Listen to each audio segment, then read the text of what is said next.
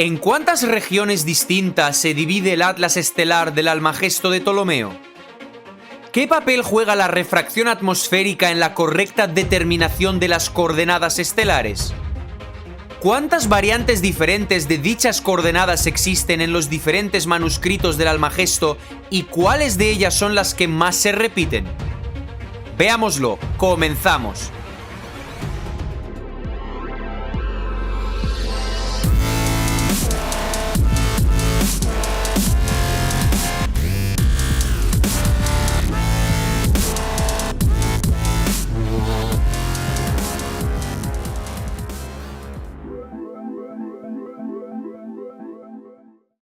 Hola alumnos de Scali Gripetavius, ¿preparados para desaprender y reaprender? Antes de empezar os pido por favor que le deis like al vídeo y dejéis un comentario o emoji. Eso ayuda muchísimo a que YouTube lo posicione mejor y con ello pueda llegar a más gente. Hazlo. Hazlo.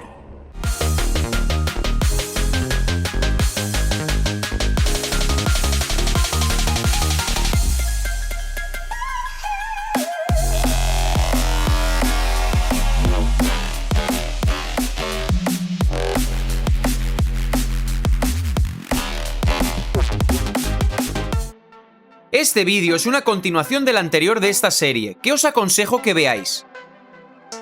Una vez analizada la estructura del Almagesto de Ptolomeo y la distribución en la obra de las estrellas bien y mal identificables, tocaría hablar de las 7 regiones descubiertas en su atlas estelar, las posibles distorsiones de coordenadas de las estrellas a causa de la refracción atmosférica, el análisis de la distribución de los apartados Informata en el catálogo del Almagesto, el análisis de las variantes de las coordenadas en los diversos manuscritos del catálogo, la densidad de las variantes como la densidad de observaciones independientes de las estrellas y la seguridad de la medición de latitudes y longitudes en el Almagesto.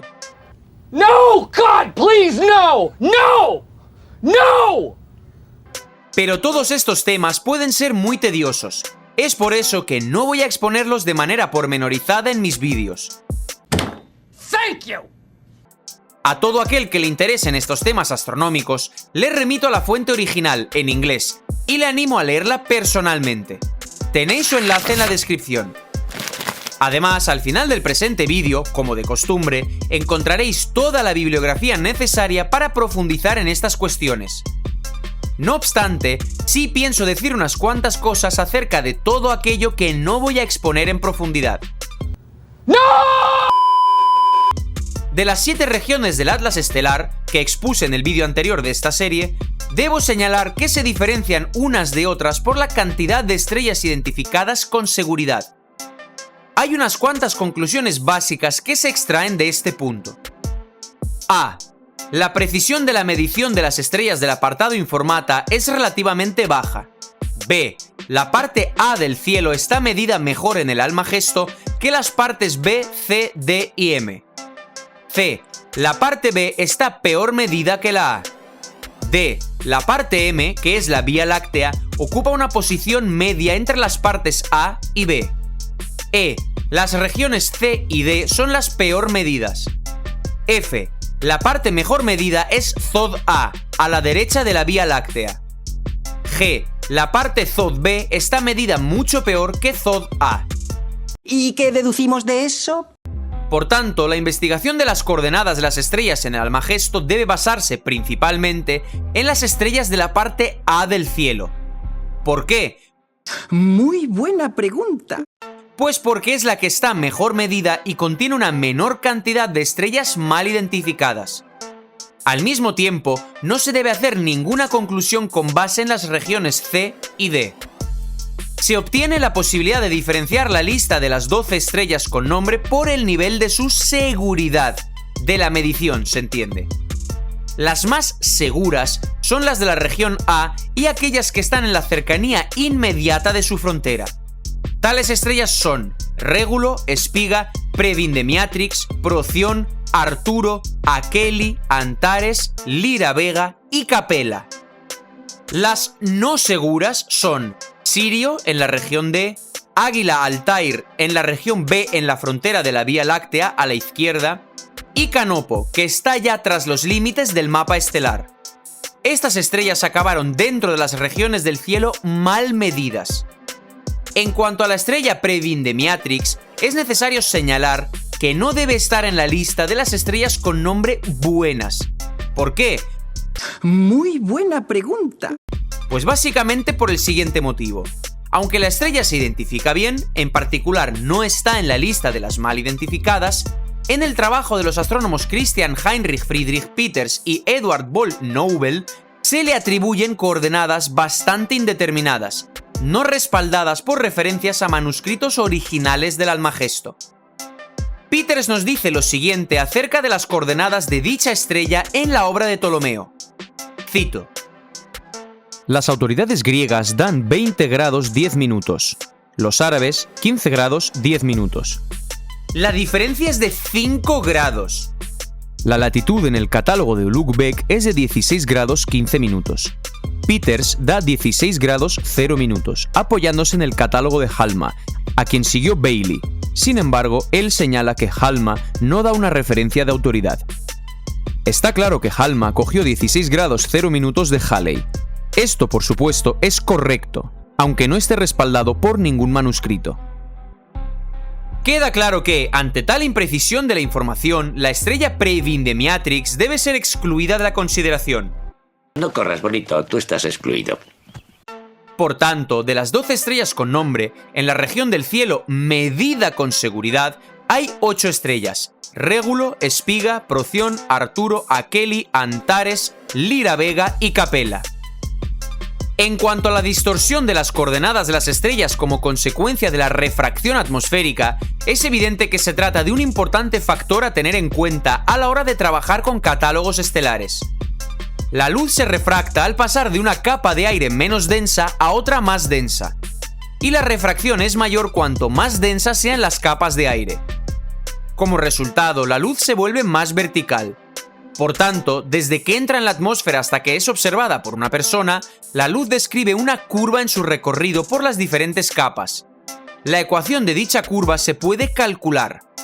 La refracción, por tanto, hace que la estrella esté aparentemente más arriba de lo que realmente está. Cuanto más cerca está una estrella del horizonte, más tiempo se mueve el rayo de luz en la atmósfera terrestre y más asciende la estrella a ojos del observador. Por el contrario, cuanto más arriba esté una estrella, es decir, cuanto más cercana sea al cenit, menor será la distorsión de su posición en el cielo. Teniendo en cuenta que antiguamente no se conocía el efecto de la refracción atmosférica, queda claro por qué en el Almagesto y demás catálogos antiguos las estrellas situadas sobre el horizonte están mal medidas. Es por eso que en las regiones C y D del Atlas estelar del Almagesto, la parte de las estrellas mal identificadas es mucho mayor que en las regiones A y B. Como ya he dicho, el efecto de la refracción era desconocido para los astrónomos antiguos, e incluso cuando fue descubierto, su cálculo preciso fue una tarea difícil. Este problema fue solucionado de manera más o menos exitosa en la época de Tycho Brahe. Aunque a decir verdad, las enmiendas de Brahe fueron muy imperfectas. Con respecto al análisis de la distribución del apartado Informata en el catálogo del Almagesto, cabe destacar que solo lo tienen 22 de las 48 constelaciones que figuran en la obra. Como dije en el vídeo anterior de esta serie, el término latino Informata significa sin forma. Dicho apartado contiene estrellas adicionales que no forman parte de la lista principal de la constelación. Pero, ¿qué significa la presencia o ausencia de Informata en una constelación u otra? Esa es la gran pregunta. Es posible que haya diferentes puntos de vista con respecto a esta cuestión. Sin embargo, una de ellas es muy natural. La formularé de manera muy resumida. Thank you! Hipótesis. Solo tienen Informata las constelaciones a las que Ptolomeo otorgaba un significado especial. En otras palabras, la presencia de Informata en una constelación es señal de una mayor atención por parte del astrónomo hacia esta. Es posible que en el cielo estrellado se destacaran unas constelaciones a las que se daba una especial importancia y significado. No voy a entrar en los posibles motivos de tales constelaciones especiales, puesto que en sí, esta cuestión no tiene importancia. Los motivos podían ser absolutamente diferentes, astrológicos, etc. En cualquier caso, se prestaba una especial atención a las constelaciones importantes. Por sus estrellas se medían varias veces, algo que podía aumentar la precisión. Las estrellas del informata eran secundarias y, por tanto, menos importantes. Esta categoría menor hacía que las estrellas de dicho apartado fuesen peor medidas. Viendo el gráfico de densidad y distribución de los apartados informata, se puede afirmar que su distribución de la densidad en el catálogo del Almagesto se corresponde exactamente con la parte de estrellas dudosamente identificadas en las constelaciones limpias, es decir, sin informata, de la obra de Ptolomeo. Esta misma conclusión se puede reformular de la siguiente manera. A más atención prestada por parte del observador a una constelación, es decir, a más densidad de informata en dicho grupo, mejor se identifican, reconocen las estrellas en el grupo en cuestión. Todas estas cuestiones refuerzan la afirmación de que el Atlas estelar del Almagesto se divide en 7 regiones de diferente precisión. La calidad de medición en cada una de las constelaciones es proporcional a la cantidad de atención prestada a cada una de ellas. Otro tema muy interesante es la variación de las coordenadas en los distintos manuscritos del catálogo del Almagesto. Existen 26 manuscritos principales. Es muy interesante comparar sus datos con la versión canónica del catálogo.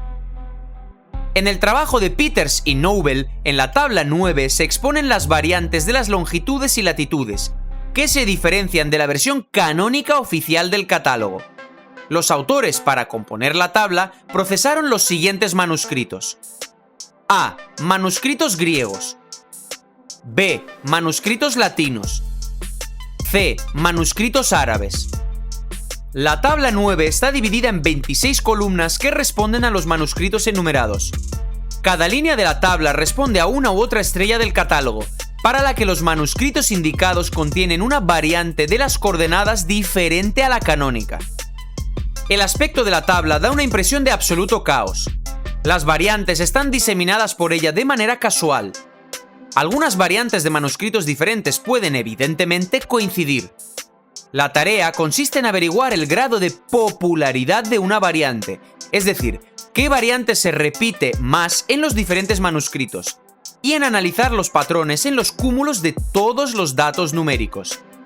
Según el punto de vista de la cronología scaligeriana, las variantes recogidas en la tabla 9 del trabajo de Peters y Nobel son el resultado de los errores cometidos por los copistas que durante largos siglos estuvieron copiando el texto original.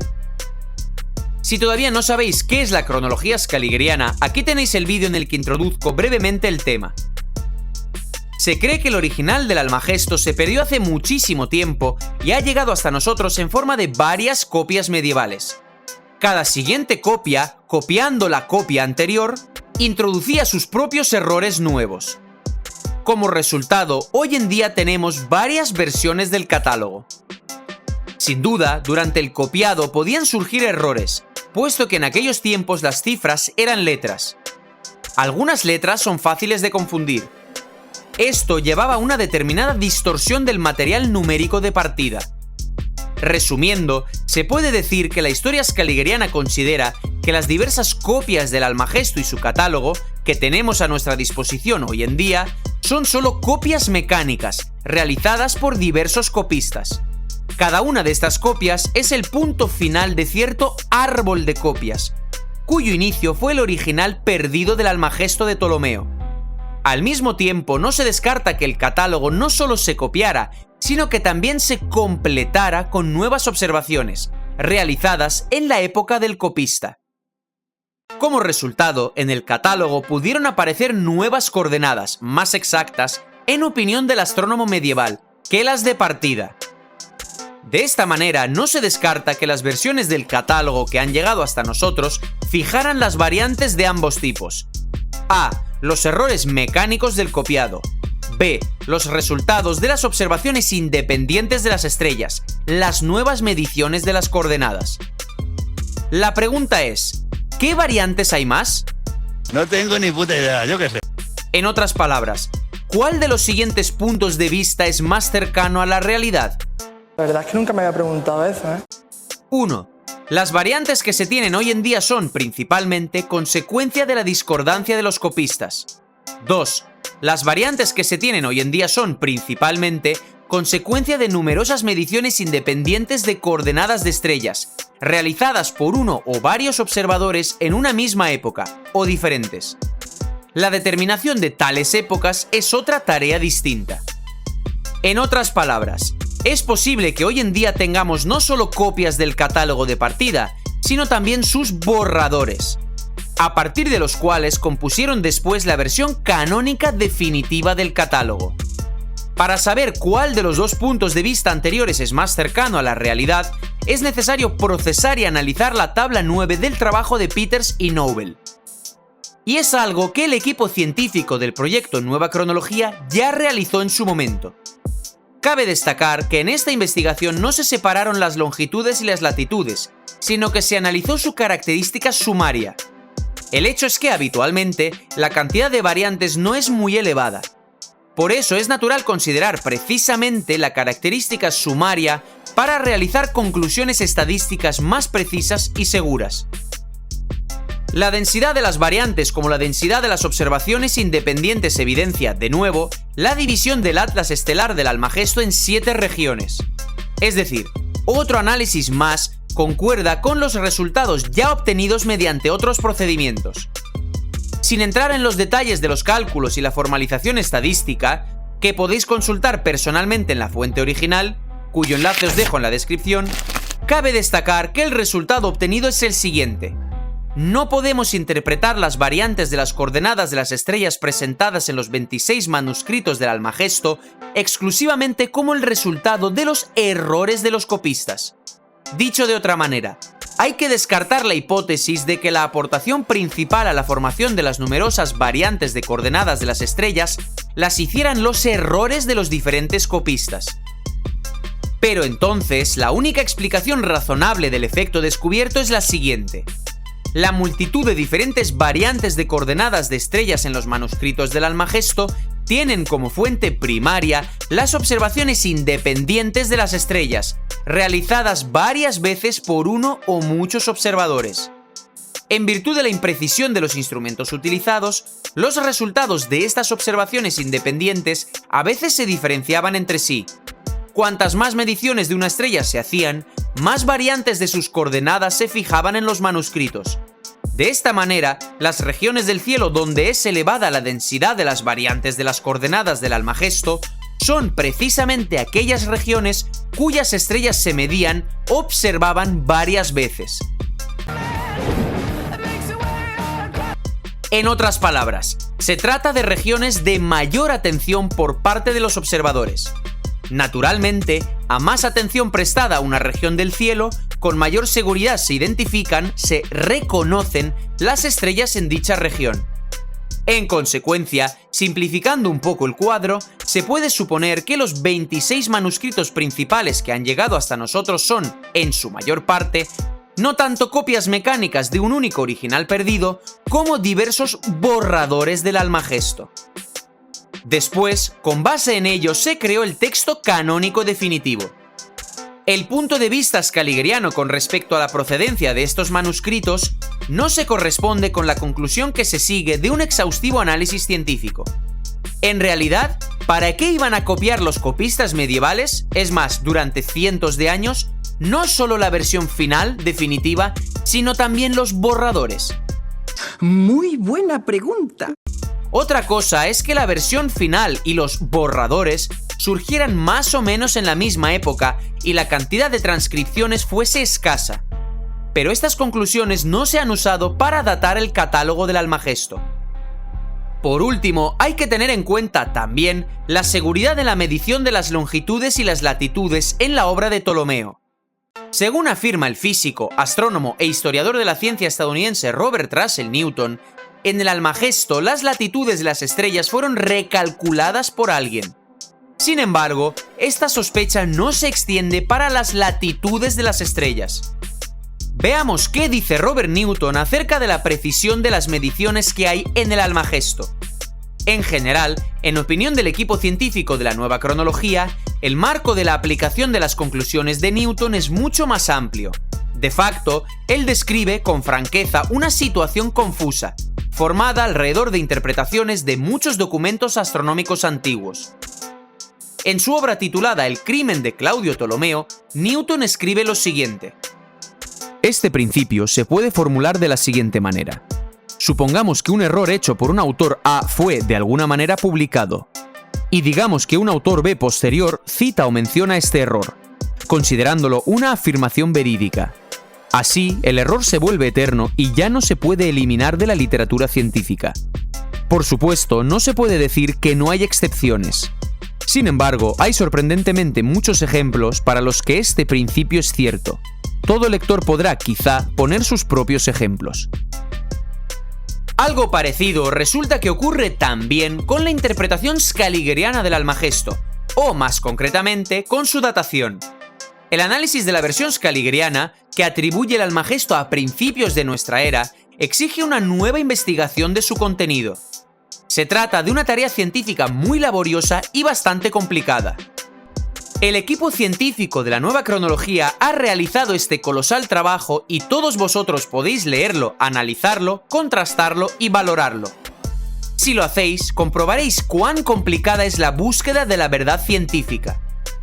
La dificultad principal consiste en que una y otra vez hay que excavar hasta las raíces de una u otra afirmación u opinión consolidada.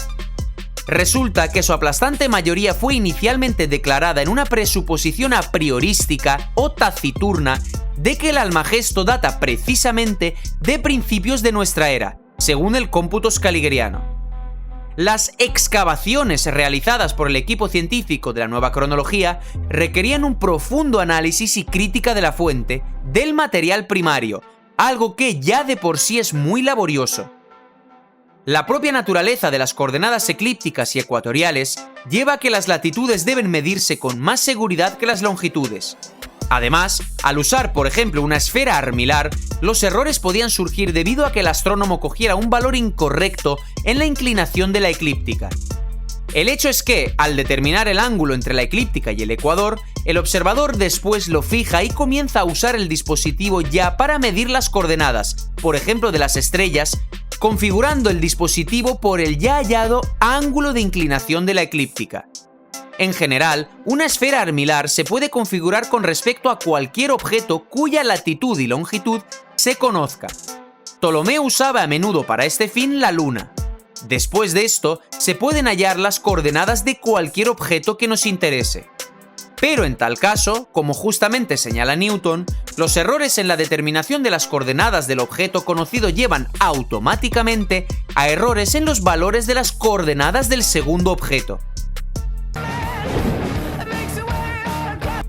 Conviene también recordar siempre que, en el caso del Almagesto, tenemos una lista en la que las cifras se escribían como letras. Esto podía provocar, y realmente lo hacía, una confusión. Por ejemplo, como señalan Newton, Peters y Nobel, en las antiguas cifras griegas era fácil confundir el 1 con el 4. En relación con esto, es necesario hacer un comentario importante. La investigación del equipo científico de la nueva cronología se apoya en la versión canónica del catálogo estelar del Almagesto, que figura en el trabajo de Peters y Nobel. Robert Newton señala que, comparando atentamente los diversos manuscritos, a menudo se pueden descubrir errores, cometidos como resultado de un copiado múltiple, y se pueden corregir. Peters y Nobel estudiaron minuciosamente el catálogo estelar de la sintaxis, es decir, del Almagesto, y quizá su versión de dicho catálogo sea la más precisa de todas las que tenemos. Para estimar la seguridad de las latitudes y longitudes del Almagesto, el equipo de la nueva cronología usó también el análisis detallado de esta cuestión, realizado por Robert Newton y presentado en el capítulo 9 de su obra. No entraré en los detalles del análisis estadístico realizado por Newton y me limitaré solo a citar los resultados que obtuvo. Thank you. Newton escribía que las latitudes en el catálogo estelar fueron medidas, casi seguro, por un único observador con ayuda de un único instrumento. Las latitudes obtenidas a raíz de las observaciones fueron introducidas sin cambios al catálogo estelar. Claro, al hacer anotaciones se pudieron cometer errores. En opinión de Newton, las latitudes del catálogo estelar del Almagesto son un material bastante seguro, obtenido mediante observaciones directas o bien de Ptolomeo, o bien por alguno de sus predecesores, por ejemplo, Hiparco. Como ya he dicho, la latitud es una coordenada estelar que se mide con bastante seguridad. Pero para las longitudes el cuadro es bien diferente. Con respecto al catálogo del Almagesto, Newton afirma que las longitudes no son el resultado de ningún proceso de observación. Es decir, según él, los valores de las longitudes fueron fabricados. Como ya dije en uno de mis anteriores vídeos, se cree que las longitudes del catálogo del Almagesto están ajustadas al año 137 después de Cristo. Dicho ajuste a una fecha previamente seleccionada se hace de manera bastante sencilla, añadiendo una constante común a las longitudes eclípticas de todas las estrellas. Esta constante es proporcional a la magnitud de la precesión y depende de cuánto quería hacer más antiguas las longitudes el componedor del catálogo o su falsificador posterior. En opinión de Newton, las longitudes auténticas, obtenidas por un observador desconocido, fueron después recalculadas. Su conclusión fundamental es que las longitudes fueron modificadas. A los resultados de la observación se añadió cierto número de grados más 40 minutos. El añadido de un determinado número de grados, positivo o negativo, con ciertas fracciones permite hacer, sin obstáculos, más antiguo o más moderno el catálogo a voluntad de su componedor o falsificador. Hacer la misma operación con las latitudes es imposible o, en todo caso, incomparablemente más difícil que en el caso de las longitudes. Sin embargo, es imposible determinar cuántos grados se añadieron o restaron exactamente a las longitudes de partida, apoyándose solamente en el análisis de las longitudes de las copias existentes hoy en día en el Almagesto. Aparte de esta operación, Newton descubrió también huellas de recálculos más sutiles de las longitudes. ¿Y qué deducimos de eso? Deducimos que Newton era un tío muy listo. De esta manera, alguien realizó un trabajo considerable cambiando las longitudes originalmente observadas. En consecuencia, las longitudes de las estrellas del Almagesto que tenemos hoy en día a nuestra disposición no son material observacional de partida, sino el resultado, quizá, de un procesamiento bastante complicado con un determinado fin. Por ejemplo, en opinión del enciclopedista y científico ruso Nikolai Alexandrovich Morozov, el objetivo era hacer más antiguo el catálogo de manera artificial, es decir, podría tratarse de una falsificación, aunque no vamos a aceptar todavía ningún punto de vista. Finalmente, están los ejemplos que muestran que la datación de un catálogo estelar por las precisiones de las longitudes a menudo lleva graves errores. Los catálogos medievales pueden ser erróneamente datados de una época muy antigua. En la historia scaligeriana de la astronomía, para la datación de los catálogos a menudo se usa el siguiente método, aparentemente sencillo. Las longitudes eclípticas de las estrellas de un antiguo catálogo se comparan con las longitudes actuales. La diferencia resultante, aproximadamente la misma para todas las estrellas, se divide después por la magnitud de la precesión, es decir, aproximadamente 50 segundos al año o alrededor de 1 grado cada 70 años. Esto les da a los historiadores la diferencia entre las fechas de los catálogos actual y antiguo.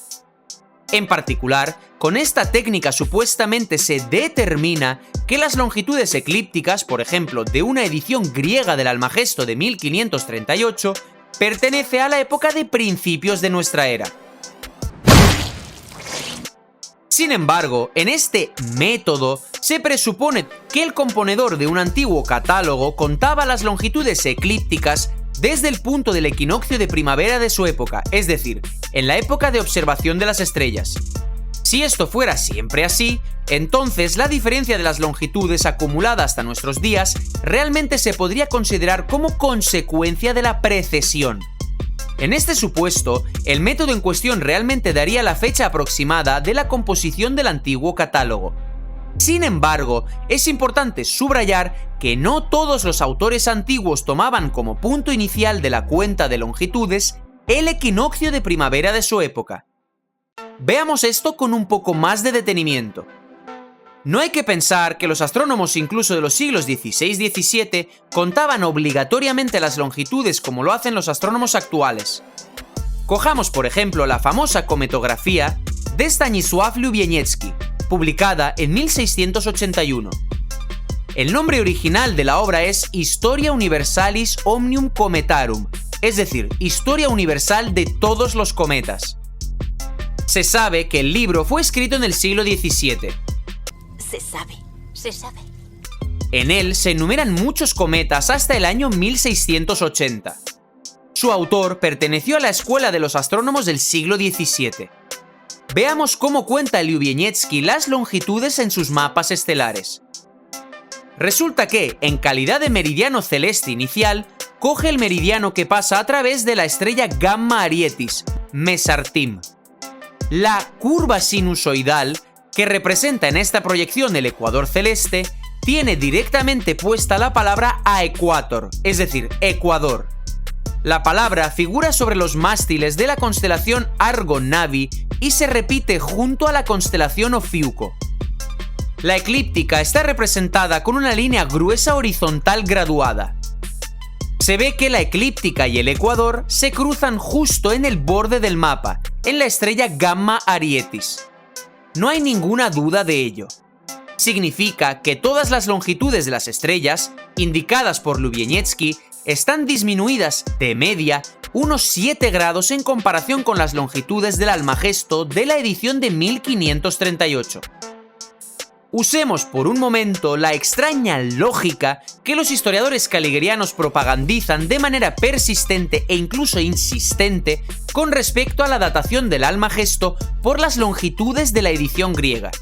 Es decir, vamos a pensar que Lubieniecki contaba las coordenadas desde la posición del punto del equinoccio de primavera de su tiempo. Entonces es evidente que su libro debería atribuirse al siglo V a.C. Puesto que precisamente en esa época el punto del equinoccio de primavera realmente pasaba junto a las primeras estrellas de la constelación de Aries. Pero el libro de Lubieniecki fue escrito en el siglo XVII. La absurda conclusión muestra una vez más el cuidado que hay que tener con respecto a este método de datación, el que, repito, es usado de manera insistente por los cronólogos caligrerianos en el caso de la edición griega del Almagesto de Ptolomeo. De todo esto se extrae una conclusión sencilla. Concretamente, que los astrónomos de los siglos XV y XVII todavía no tenían un acuerdo unificado en lo que se refiere al punto inicial de cuenta de las longitudes. Y esto es comprensible. Todavía no había llegado la época de unificación de la ciencia. Cada astrónomo escogía su propio punto de vista, guiado por algún tipo de consideración personal. En el caso de Lubieniecki, por ejemplo, se trataba de las primeras estrellas de la constelación de Aries. En la edición griega del Almagesto, las coordenadas de las estrellas se cuentan desde el meridiano que cruza la eclíptica en el punto cuya distancia longitudinal hasta Gamma Arietis equivale a 6 grados 40 minutos. El ejemplo de Lubieniecki no es el único. El más sorprendente es el catálogo estelar de Copérnico. Este gran astrónomo también cuenta las longitudes desde Gamma Arietis. Por tanto, se puede decir que Lubieniecki sigue la tradición de Copérnico, en cuyo catálogo solo la estrella Gamma Arietis tiene exactamente longitud 0. Si datáramos el catálogo de Copérnico con el método de los historiadores caligrerianos, también lo atribuiríamos a la remota antigüedad, algo que es absolutamente erróneo. Se cree que Copérnico vivió en los años 1473-1543. Así pues, la precesión de las longitudes eclípticas de las estrellas, generalmente hablando, no puede servir para la datación segura de un catálogo. No debe sorprendernos el desacuerdo entre los autores de los siglos XVI y XVII con respecto a la elección del punto de inicio de la cuenta de longitudes. A menudo había incluso rivalidades. Usaron diversas técnicas de composición de catálogos, etc. No se descarta que cada escuela defendía su propia tradición, que incluía las reglas de la elección de puntos base, puntos de cuenta, etc. Esta elección podía condicionarse por consideraciones astronómicas, religiosas u otras. Solo después de que la astronomía se convirtiera en una ciencia desarrollada, cuando se comprendió la utilidad del paso a un único sistema de signos y conceptos, se consiguió finalmente una determinada unificación del lenguaje astronómico. En particular, se acordó elegir como punto inicial de cuenta el equinoccio de primavera. Pero este punto es figurado, invisible. Además, con el paso del tiempo, se mueve por el cielo. No se puede fijar con ninguna estrella ubicada cerca. Por eso no es de sorprender que algunos astrónomos prefirieran coger como punto de inicio no el equinoccio, sino una estrella concreta, como por ejemplo Gamma Arietis. El equipo científico del proyecto Nueva Cronología, al investigar el catálogo estelar del Almagesto y otros antiguos catálogos, no se apoyó en ninguna presuposición acerca de qué punto concreto de cuenta de longitudes usó el componedor de un catálogo u otro. En los propios catálogos estelares esto no se indica. Algunos podrán objetar que en otro lugar del Almagesto, fuera del catálogo, se puede hallar la indicación de la elección del equinoccio en calidad de punto inicial. Pero si nos apoyamos en esta consideración, entonces resulta que empezaremos a atraer para la investigación del catálogo cierta información externa que, repito, no figura en el propio catálogo. El equipo científico de la Nueva Cronología dató el catálogo por sus características internas, sin hacer referencia a ninguna información ajena. La cuestión del origen y la datación del resto del texto del Almagesto es un problema especial, cuya solución está lejos de ser unívoca. Y esto ha sido todo por hoy. Muchísimas gracias por vuestra atención. Nos vemos en el siguiente vídeo. Hasta la próxima, amigos.